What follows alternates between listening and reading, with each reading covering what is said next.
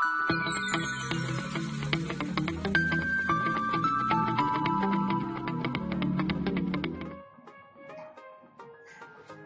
friends, this is Kruti J. Pancholi, Assistant Professor in LJ Institute of Engineering and Technology in Department of Electronics and Communication. This video is about subject Analog and Digital Communication System. So, in the last video, we learned about what is the digital communication, why it is required, what are the advantages of the digital communication over the analog communication. We also learned about the basic elements required for the digital communication. So now, we need to learn about the process which will do the conversion of the analog signal into the digital one. So the sampling analog signal. So here in the diagram you can see that we have a signal, that's an analog signal, and this analog signal I need to convert into the digital form. So to perform this particular task for converting the analog signal into the digital, we need to go for the process. That process is known as the sampling. So what is the sampling? So sampling, that is the process of measuring the instantaneous values of the continuous time signal in a discrete form. Okay. It is also the process in which the piece of the data that is taken from the whole data which is in the continuous time domain. So here in the diagram you can see that it is the continuous time signal. Now we want to convert that continuous time signal into the discrete form. You can see that the sampled output, that is the discrete one. Okay, so we need to sample the whole signal. We need to break the signal into the number of parts. Okay, and we are finding out the value for the each and every particular part. And you can see that after performing the task, okay, we have the output signal, that's a sampled signal. Okay, so here we have the one signal, that is the xt. We will say that it's a continuous time signal, and we will say that the sampled signal acts as t. So now how can we get the output, sample output? So to break the signal into the number of parts, we need to multiply the sum signal with the original signal. So xt is the original signal, and xt signal is multiplied with the periodic impulse train, that is the impulse function, and we have the output, that is the x as t. Okay, so that is the sample output. The important term related to the sampling rate, that is to discretize the signal, the gap between the two samples, that should be fixed. And what is that gap between the two signals? That is referred to as a sampling period.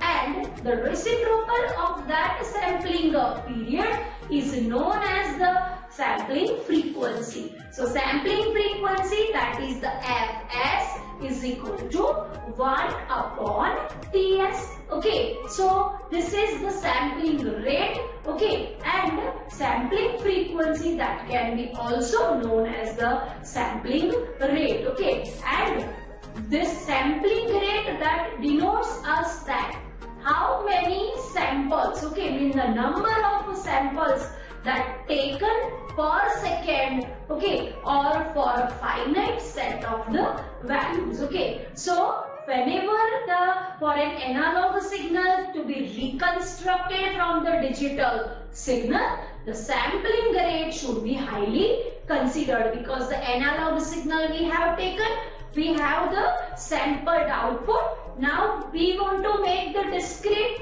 to the analog one, when you are joining all that part. So at that time you should be careful about that sampling rate. Okay, and after that sampling rate we can easily reconstruct the original signal. So rate of the sampling that should be such that the data in the mass H signal should neither be lost nor to be get overlapped. Okay, so during the reconstruction procedure you need to be careful about all this cast. Okay, so this particular rate was fixed, okay, to also reduce this overlapping, okay, and the loss of the signal.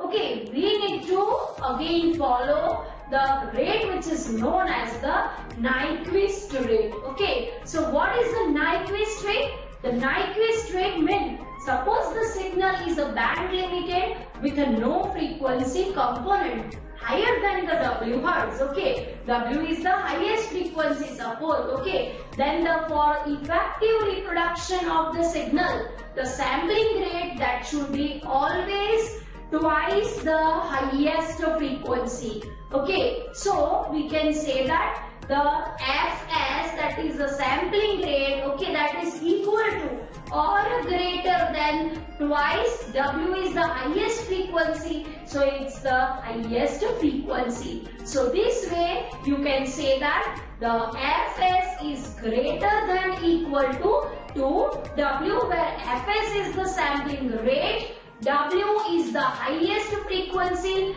and this particular rate which is known as the Nyquist rate. So what is the sampling theorem? Sampling theorem will always satisfy the Nyquist criteria, and it is also referred to as a Nyquist theorem, which delivers the theory of the sufficient sample rate, okay, in terms of the bandwidth for the class of the functions, and they are band limited. Okay, so sampling theorems, okay, that is states that a signal can be exactly reproduced, okay, if it is sampled at the rate of Fs, which is greater than twice the maximum frequency W. So you need to be careful about the criteria, that is Fs is greater than equal to Fm. Okay, another thing that is at the other side, if you are to understand the sampling theorem, you need to be consider that a band limited signal and a signal value, okay, that is non-zero between the W and the minus W. Okay, so a band limited signal of a finite energy has no frequency component higher than the W hertz is completely described by specifying the value of the signal instant of the time separated by the 1/2W second, and this would be performed at the transmitting side. Another end, the same thing could be followed. The sampling rate, if it is followed, okay, then we can reconstruct the signal easily. So it is about the another criteria. So for a continuous time signal xt, okay, you can see that this is the band limited signal. Now what we need to do?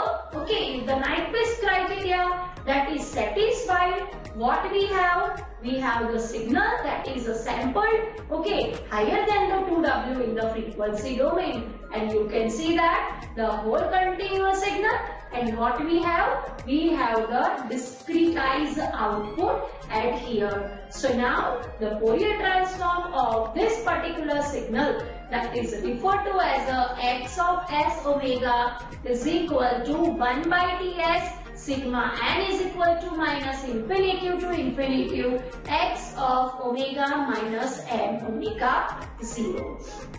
So now, whenever you want to prove the sampling theorem, you need to follow the few steps. So how we are converting and what is the particular installation in the analog to digital converter. So very first thing, that is the represent the sampling function mathematically.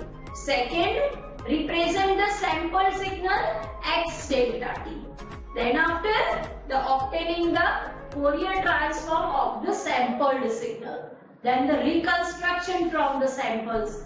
Then the interpolation process and then after the actual recovery of the original signal using the ideal low pass filter. So, the steps to prove the sampling theorem.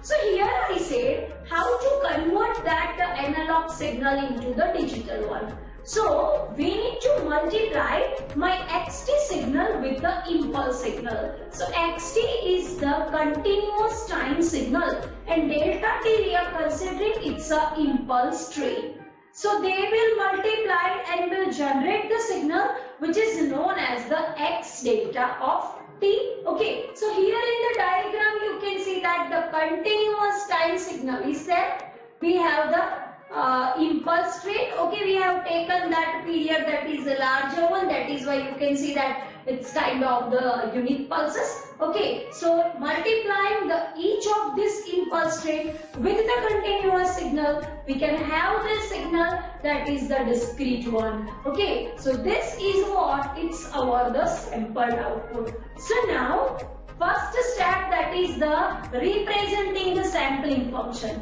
So what is it? St is equal to sigma n is equal to minus infinity to infinity delta into t minus nts into what? That's my original signal, that is the xt. Okay, represent the sampled signal x delta of t. Okay, so x delta of t is what? That is xt multiplied by st. What is the xt? Okay, so now our period n number of samples are there. Okay, and the ts time interval, so xts into st. So now our signal, that is what? It's x delta of t is equal to sigma n is equal to minus infinity to infinity x nts into delta t minus nts. Okay, so we have the output signal, that is the SF is equal to Fs sigma n is equal to minus infinity to infinity del f minus nfs. Now x delta t is equal to what? So xt into st. The Fourier transform of that is what?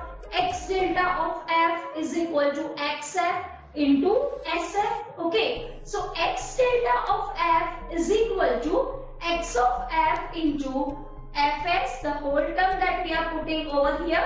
Okay, so this is the fs sigma n is equal to minus infinity to infinity delta f minus nf x. Okay, so this way we can obtain the Fourier transform of the sampled signal. Okay, so now we'll take that f is outside and it is the sigma n equal to minus infinity to infinity x of f into delta f minus nfs. Okay, so what is it? It is nothing but the fs sigma n equal to minus infinity to infinity x of f minus nfs. Okay, so now you can see the signal we have, that is the x of f is equal to 1 upon f into x delta f sigma x of n minus f minus nfs.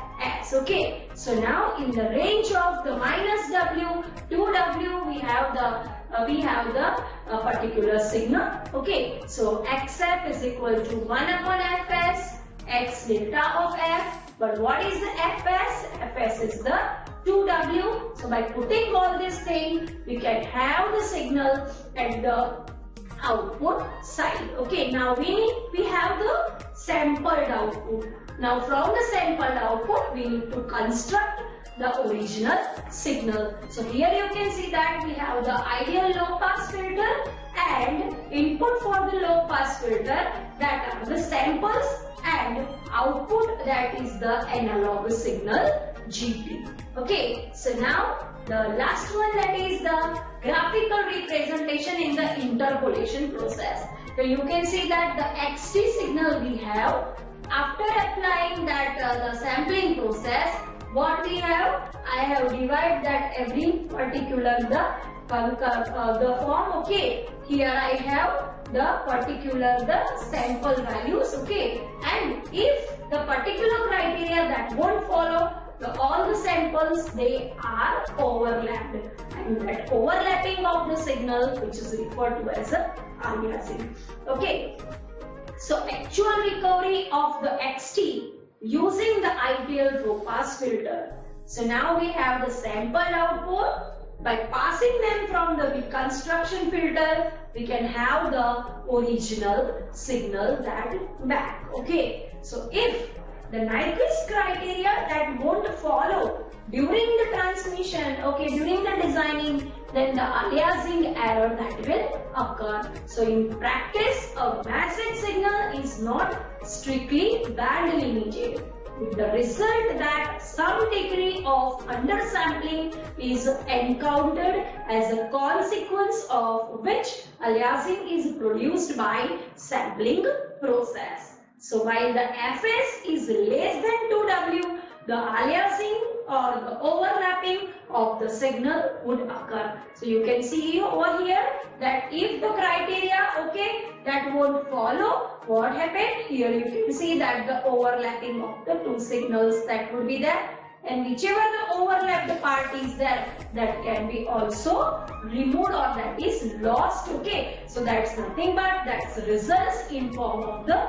information loss. Okay, so we can observe from the pattern, okay, that overlapping of the information is done, which leads to mixing up and loss of information, and this unwanted phenomenon of overlapping is known as the aliasing. Okay, so this is about the sampling, okay, and it is about the aliasing. So thank you very much everyone.